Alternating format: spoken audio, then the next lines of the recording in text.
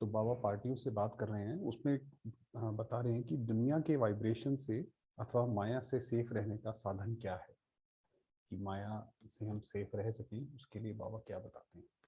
बाबा कह रहे सदा एक पाप दूसरा ना कोई, जो इसी लगन में मगन रहते हैं वह माया के हर प्रकार के वार से बचे रहते हैं। आप जैसे जानते हैं, जैसे माया के किसी भी प्रकार के वार, जैसे ना सिर्फ काम क्रोध लोभ मोह अहंकार, ये तो है ही है, ये विकार तो है ही अपने आप में बड़े। उसके अलावा मान लीजिए कोई इविल सोल वगैरह आती है जो दूसरी आत्माएं परेशान करती हैं, या कोई जादू टोना टोटका भी है कोई कुछ करता है, तो उसके अंदर भी बाबा की ये बहुत मदद रहती है।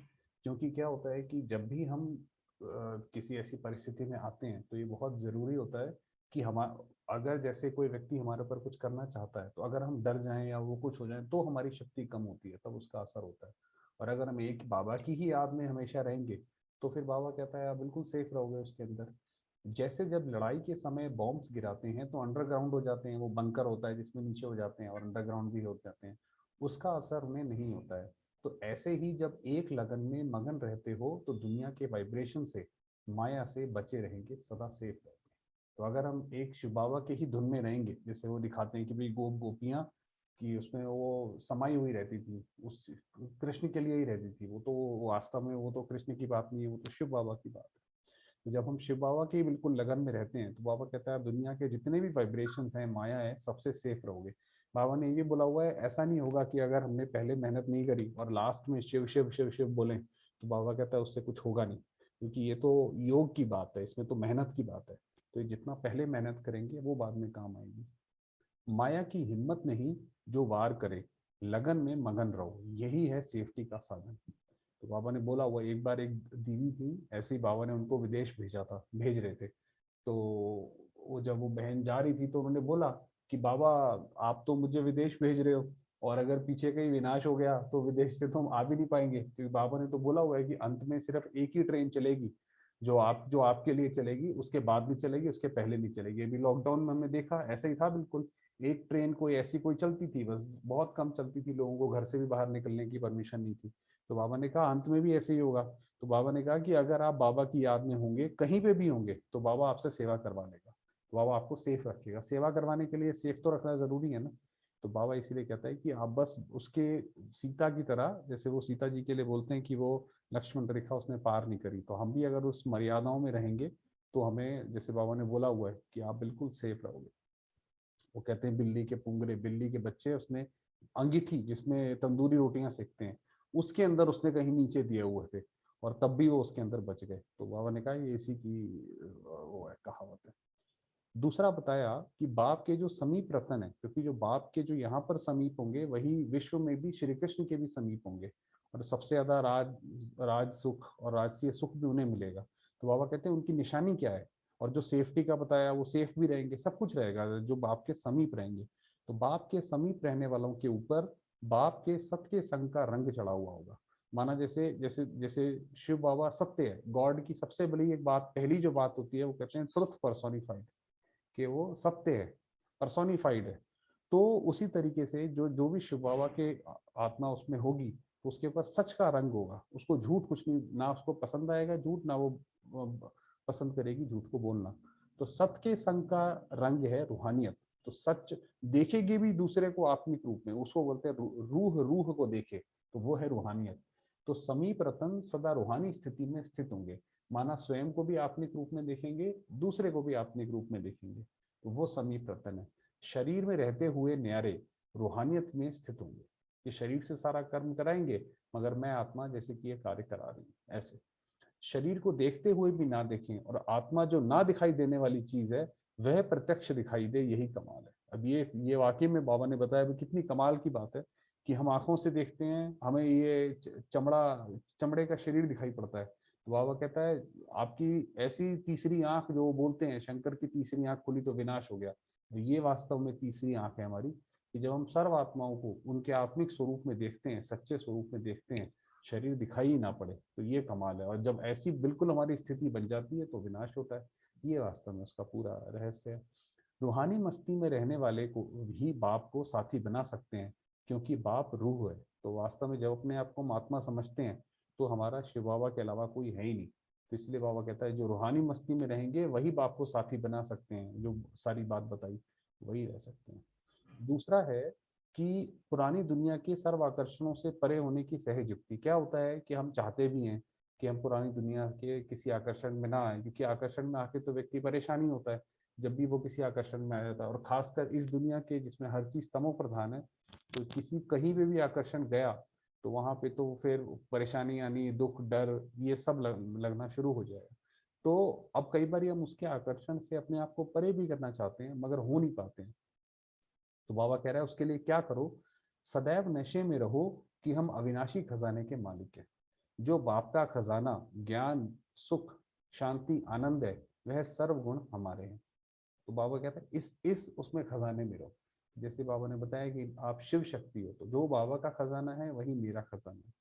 बच्चा बाप की प्रॉपर्टी का स्वतः ही मालिक होता है। बच्चा पैदा होता है, वो कुछ बोल नहीं पाता, बोलता भी नहीं है, तो भी माँ बाप कहते हैं कि भाई हमारी प्रॉपर्टी का हकदार आ गया। तो इसी तरीके से हम भी शिव, जैसे ही हमने एक बार बाबा बोला, तो बाबा की जो प्रॉपर्टी है, ज्ञान, सुख, शांति, आनंद, खजाने, वो सारे हमारे हुए। अधिकारी आत्मा को अपने अधिकार का नशा रहता है। जो अधिकारी आत्मा हम में से होगी उसको इसका नशा रहेगा कि मेरे पास तो सारी भगवान की प्रॉपर्टी है। नशे में सब भूल जाता है ना, कोई स्मृति नहीं होती, एक ही स्मृति रहे, बाप और मैं, बस यही एक स्मृति रहती है। इसी स्मृति से पुरानी दुनिया के आकर्षण से ऑटोमेटिकली परे हो जाएंगे। तो जितना ज्यादा ये जो बाबा बात बताते हैं कि अगर हमें पुरानी दुनिया का कोई भी आकर्षण होगा तो माया खींच के ले जाएगी। फिर वो जैसे वो, क्योंकि बाबा कहते हैं माया भी कम शक्तिशाली नहीं है। अगर हमारा कहीं पे भी उसको पता होगा कि ये आकर्षण है, ये इनका वीक पॉइंट है, तो वो पूरी तरह वो ले जाएगी। तो इसलिए और फिर जो भी वो परेशान करना है वो करेगी।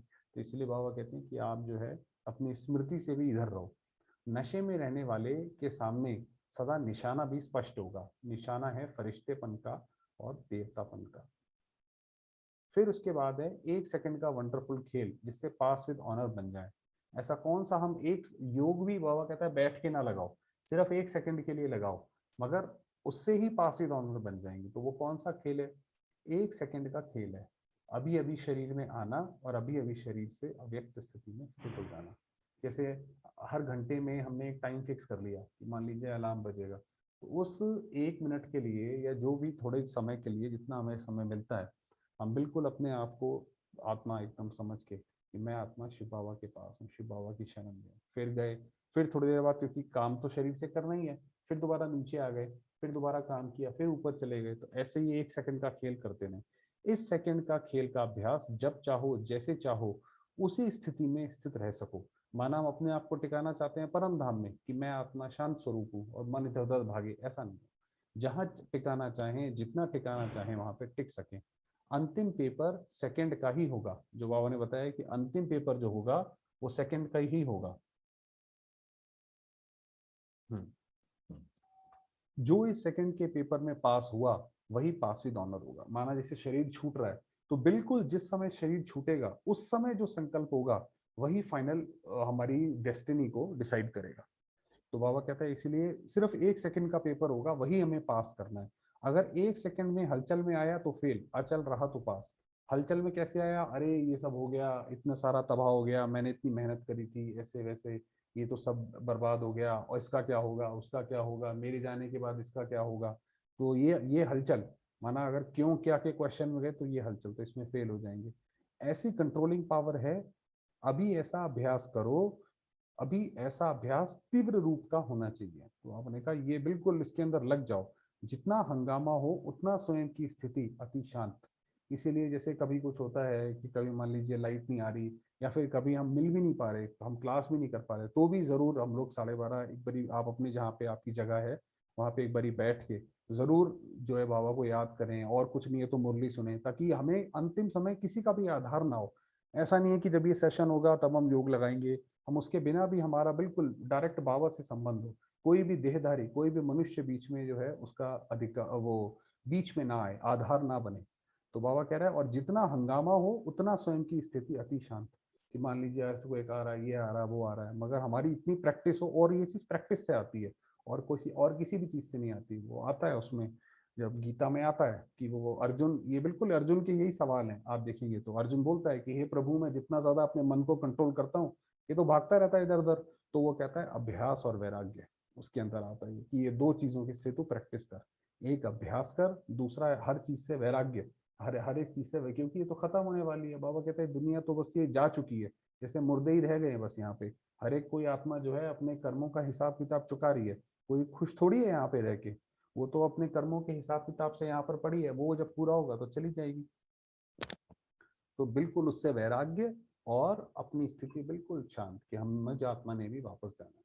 जैसे सागर बाहर आवाज संपन्न होता है, अंदर बिल्कुल शांत होता है, ऐसा अभ्यास चाहिए कि जैसे आप सागर के तले में जाएंगे तो बिल्कुल, या सागर के बीच में जाएंगे बिल्कुल शांति होती है, मगर उसके जो शोर जहाँ पे किनारा होता है जहाँ पे, वहां पे तो लहरें होती है, तो इतनी तेज तेज आवाज आती है, ऐसा लगता है कि बादल गड़गड़ा रहे हैं। तो बाबा कहता है ऐसे ही जब आप उसके अंदर चले जाओगे, अंदर चले जाओगे माना ज्ञान की गहराई में जितना चले जाओगे, ज्ञान सागर की जितनी गहराई में चले जाओगे, कि ये आप जैसे कुछ भी हो रहा है तो ये तो आत्माओं का हर एक का अपना अपना हिसाब किताब है। उसमें हम दुखी होंगे किसी के उसमें देखकर, खुश तो होना ही नहीं है। अगर दुखी होते हैं तो वो तो फिर जैसे हमने उसकी मदद नहीं करी है तो और ही दिक्कत कर दी हमने उसके लिए। तो इसीलिए बिल्कुल शांत, कंट्रोलिंग पावर वाले ही विश्व को कंट्रोल कर सकते हैं। तो इतनी कंट्रोलिंग पावर हो हमारे अंदर कि हमारे मन बिल्कुल भी हिले नहीं, चाहे कैसा भी हो, कुछ भी हो। जो स्वयं को नहीं कर सकते वह विश्व का राज्य कैसे करेंगे। समेटने की शक्ति चाहिए। अब ये समेटने का क्या मतलब है? समेटने की शक्ति चाहिए, जैसे मान लीजिए कोई हमें बोलता है कि भाई यहाँ से अब ये वाला होटल का कमरा खाली करना है, तो हम सारा का सारा सामान समेट लेते हैं, फिर हम कुछ भी बाहर नहीं छोड़ते। इसी तरीके से अब हमें जैसे ये दुनिया छोड़ के अब हमें ये सृष्टि चक्र पूरा हो रहा है, अब हमें वापस जाना है घर। तो हमारे जितने भी संबंधी हैं, जहाँ पे भी हमारे मन की राग जहाँ पे लगी हुई है, मन की रग जहाँ पे लगी हुई है, चाहे वो पदार्थों में, किसी भी चीज में, वो वहां से हमने समेट लिया, अपने सारे संकल्पों को आत्मा ने अपने अंदर समेट लिया।